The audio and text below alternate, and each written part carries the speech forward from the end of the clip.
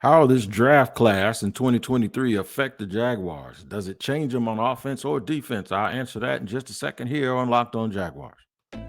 You are Locked On Jaguars, your daily Jacksonville Jaguars podcast, part of the Locked On Podcast Network.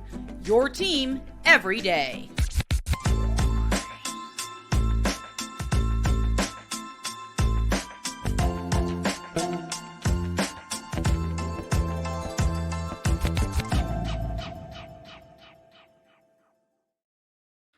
Thank you for joining me, Tony Wiggins, here on Locked On Jaguars, your daily Jacksonville Jaguars podcast. We thank you for making us your first listen because it's your team every day here on Locked On Jaguars. Make sure you subscribe to the YouTube page as well for free at Locked On Jaguars on YouTube. And make sure you hit that like button and check in every single day. Wherever you get your audio podcast, also make sure you check in to make sure you don't miss an episode of Locked On Jaguars. What's happening, people? What's going on? Hump day and all of that stuff. I want to talk the draft class. I got to say hello to my everydayers out there first. What's going on with y'all? I'm glad y'all will be. If you're listening or watching, you got to be doing okay, right? So life ain't beating you up enough to keep you away from the Locked On Jaguars podcast, and we appreciate that. And also to the new listeners, you're more than welcome. Come back tomorrow. You won't be new. Once you're new, twice you're not. Make yourself an everyday also. This draft class. Got this idea from one of my fellow members of Locked On Jaguars. The Locked On Podcast Network, and I'll do that from time to time. I'll definitely steal if something is good. And so today I'm actually stealing this idea. I want to see if this draft class changes. What do they offer the Jaguars, and do they actually change the Jacksonville Jaguars and their outlook and what they look like, what they actually look like on the football field? And is it good or bad that they either change, don't change, whatever they offer up? Is that a good thing or is it a bad thing? And we'll discuss that. And we'll look at it differently. We'll look at offense and then we'll look at defense. We'll look at both independently. And then in the third segment, give you an overall idea of what we believe that this means in the big picture. So we'll go through that. First, to set this up, we have to understand the Jaguars did not do a ton in free agency in terms of big names, right? And one of the themes is, and we're going to go with it, and I'm not going to be overly critical anymore. I was a little bit afraid of it, but no need to keep beating that stuff over the head of people and talking about your fears. Let's just talk about what is. Right now, what it is they loved their team. They liked their roster. They liked their guys. They liked their group, as they call them.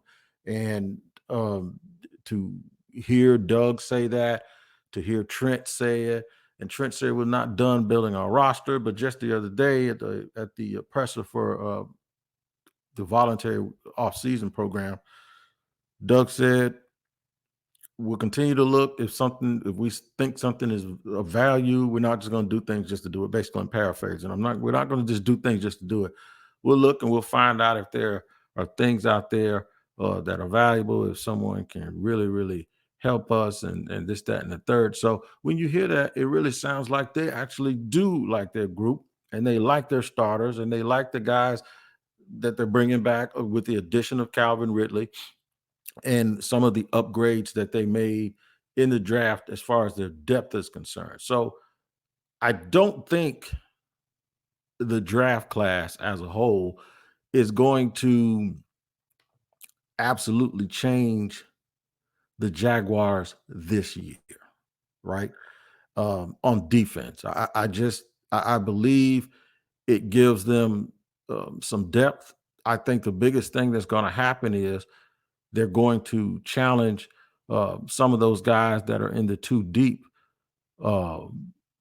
There will be challenges for that, and guys who we've known their name on the team. They might get pushed a little bit, and we'll go through those one by one. Let's start on defense. All right, let's start on defense because it's easy to start on offense. We're going to go and start on defense. The first defensive player the Jaguars chose was in round 4. Now, why this makes such a big deal for me is because you can't sit here and tell me that there aren't very many, or take the position that there aren't very many veterans out there, even now or at the beginning of free agency, that you really thought could help your team more than just keeping your team intact, right? You can't tell me that and then tell me, but a 20-year-old from the University of Florida in the fourth round can have a huge impact on this team this year. So you see where I'm going? The question is already almost answered. If you liked your team enough that you didn't go add people, you didn't add proven people, and you said that cap space wasn't the problem, that cash, it's always about cash, not cap. Those are Trent Baalke's, GM Trent Baalke's words.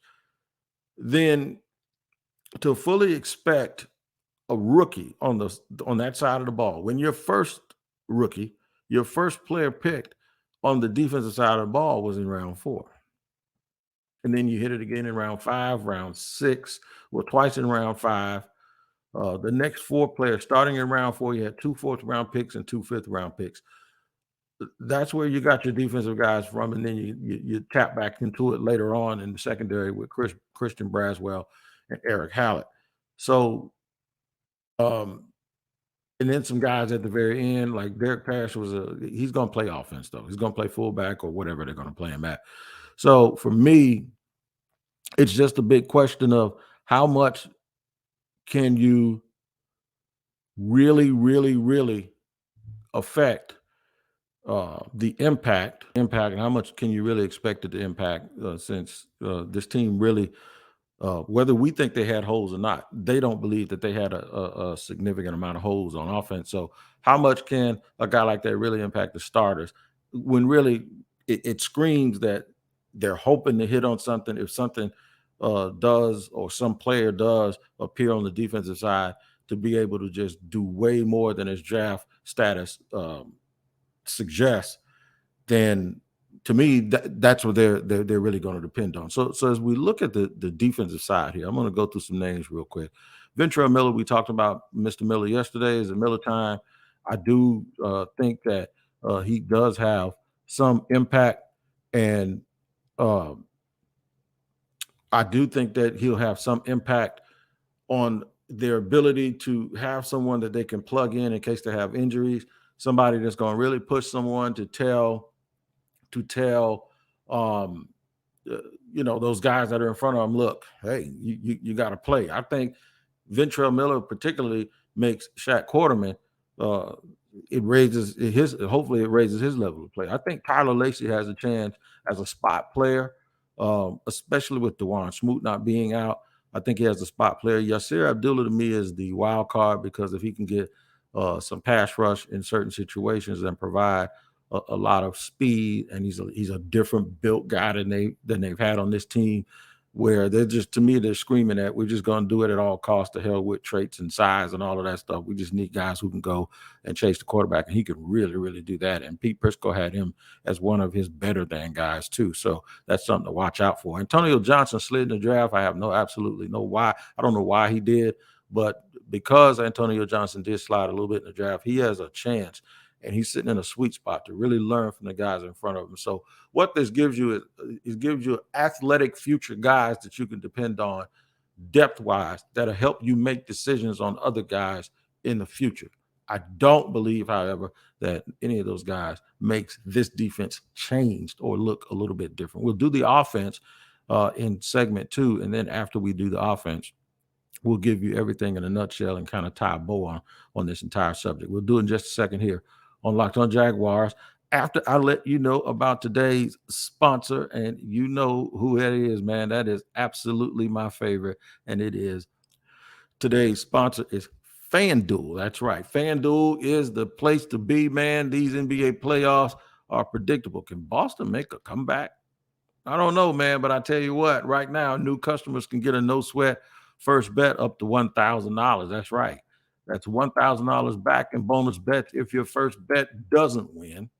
Like if you took Miami to close the series out last night, then you lost. And if that was your first bet, you could have qualified for the $1,000 bonus bets because your team lost. There's no better place to bet all the playoff action, then America's #1 sports book. Visit FanDuel.com/locked on and get a no sweat first bet up to $1,000. That's FanDuel.com/locked on. FanDuel, official sports betting partner of the NBA. Thank you for joining me here once again on Locked On Jaguars for segment 2. It's your team every day, and we thank you for making us your first listen. I got a lot of stuff going on around me, man. If people realize the stuff that I was dealing with today, they're going to be wondering how the hell I was able to talk about this pod and talk about football. But that's what we do, man. We talk about it when we need to and when we have to. So we were looking at, and we just looked at the defensive players who were picked in the draft and how much they change, if at all, this year's team. We come to the conclusion that they can affect this year's team on defense, but I don't think they change the overall way that they look unless somebody just goes in training camp and turns out that they're way, way better than we expect. The offense is a little different. First of all, the offense is going to change because of Calvin Ridley. So he's not a draft pick, but it's not necessarily, and it's all relative that they didn't get free agents because they didn't get sign anybody in free agency that they think they're going to be a starter. They didn't even do that. So that's all relative. But Calvin Ridley is a little bit different because he is the one new addition that they're going to have that does change the team. So before we can even get to the rookies are not coming into the same situation as the defensive rookies because the defensive rookies are being added to essentially the same team. The offensive rookies are not being added to the same team. They're not being added to just the same guy. So it's not really an apples to apples comparison. They're actually being added to a unit that has added a proven skill position player. Like outside of Trevor Lawrence, Calvin Ridley is the best player on the offense. He's probably the second best player on the team, to be honest with you. So let's just look at it, though. Anton Harrison, of course, was picked #1 overall, rightfully so. He's going to start. Does he change the team? No, because you're replacing Juwan Taylor, essentially. So that's not a change. The only change to it is I'm not going to say he's the same player. I'm not going to say he's better or he's worse because that would be, that's kind of premature to say any of that stuff. But he makes him younger. And Juwan Taylor wasn't very old. He's not, I don't think he's as big as Taylor. He's like 6'4", 315, where Taylor was 6'5", 320. But I do believe that the money that they're going to pay him is the same type of money that Juwan Taylor made. He was picked like 4 or 5, maybe 10 places higher than Juwan Taylor, and Taylor only played here on a rookie deal. But knowing that they're not having to pay Juwan Taylor all of that money, it's almost setting up, and they didn't spend a lot in free agent. It's setting up so they can just use that money to take care of other people on the team, which I think they probably were able to do that with Devon Hamilton because of the money that they saved. And now in the future, you got Anton Harrison. If you look at a 5th-year option, you got him on a rookie deal for 5 years. So that's going to enable you to do whatever you got to do next year for Lawrence, for Josh Allen, and whoever. So from that perspective, when you say, does it change how they look? No, but it probably changes the outlook for the future, but it doesn't change the way that they look this year. Brenton Strange does change the way that they look. And here's why. Is because he's not a move tight end or a blocking tight end. He's both. He's whatever. He's the guy that doesn't give away tells when he's in the game. Chris Manhurts was in there to block. We knew it. And Evan Ingram is in there to catch passes. This guy is what I like because what it is he's a guy that doesn't give the opposition a chance to figure out and make situational substitutions. Because whatever you think he's going to do, you think he's going to ying, he's going to yang. You think he's going to yang. Now, I don't know how great of a player he's going to be. I'm not saying that. But what I am saying is you can do more with him, right? You can absolutely do more with them. There's still an argument about Shaq and Tim Duncan, who was better. Shaq was more dominant. But you could also, when he was in the game, you could hack a Shaq because he couldn't shoot free throws. You couldn't do that with the other guy. So the other guy gives you more versatility because you also couldn't back up off of him when he wasn't near the paint, right? You couldn't do that with Dunk. So that's what having a guy that is a do it all does. He takes away the ability for the defensive coordinator to think he knows what's going to happen. Tank Bigsby, he changes this team. He makes the offense look different. And that's why I'm so excited about it, because along with Britton Strange, Tank Bigsby, in my opinion, is a starting caliber running back who's big and he's fast, who you're very, very comfortable with if you have to get him the ball 15, 20 times. I'm dead serious. That's how good I think he is. And to go along with Travis Etienne, you're not going to get a break in the running game. And sometimes, that helps the defense when they know they're not going to get a break, because they don't take guys lightly. Maybe sometimes they took guys like Jermichael Hasty, who's still on the team, took those guys lightly a little bit and said, well, let's just do this. Tank Bigsby is going to be a problem. And I wouldn't be surprised if a year or two down the line, the Jaguars will be considered the team with one of the 5 or 6 best 1-2 punches at running back. I like Tank just that much. So the first 3 picks are on offense. Do they absolutely change the offense? Yes, they do, but the offense was already changed anyway. And I think the offense has a real good chance, especially with another year of learning this system, to be more dynamic. All right, I'll finish this off here in segment 3 and tell you and tie a bow around this and tell you what I think all of this stuff means. And we'll do it in just a second here on Locked On Jaguar. All right, so we've been examining this year's rookie class and do they change this football team? Now, let's do it as a whole. We broke it down: offense, defense first. Said they didn't change the way the defense looked very much. Let's break it. We broke down the offense. Said they do change, but the offense was going to change anyway with Calvin Ridley. But now there's even more change. There's more versatility. They're more dynamic. So yeah, here we go. Here's what we're going to do. How does the draft class as a whole affect this team? I think it allows them that if you get, of all of these guys, if you get 9 of them to stick, let's just say you get 9. I got a feeling it's going to be more than that. But if you get 9 of them to stick, what it does is it allows them to trade some guys that are already on the team that don't necessarily have big deals, but are good enough football players where they can land somewhere else and get late round or conditional draft picks for them.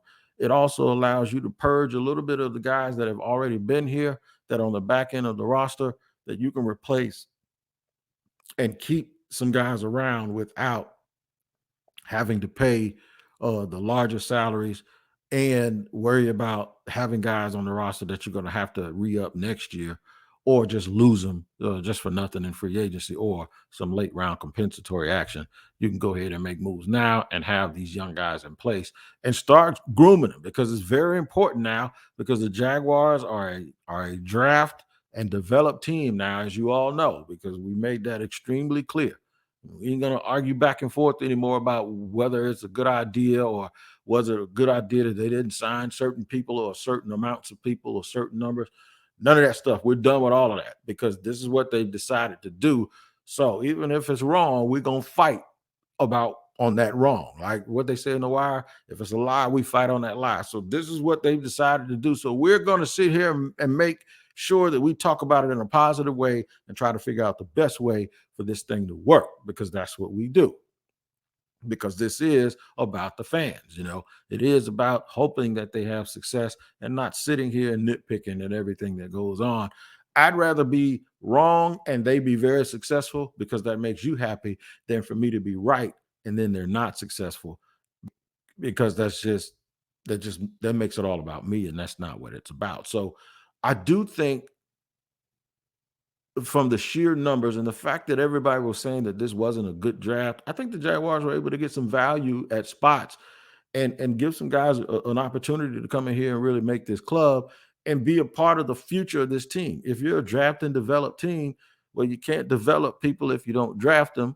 And if you don't draft them, you ain't going to be able to develop them. So you can't be a draft and develop if you're not doing that. So that's exactly what they were able to do this year at some critical positions, at positions where guys will be free agents soon and decisions will have to be made about their future.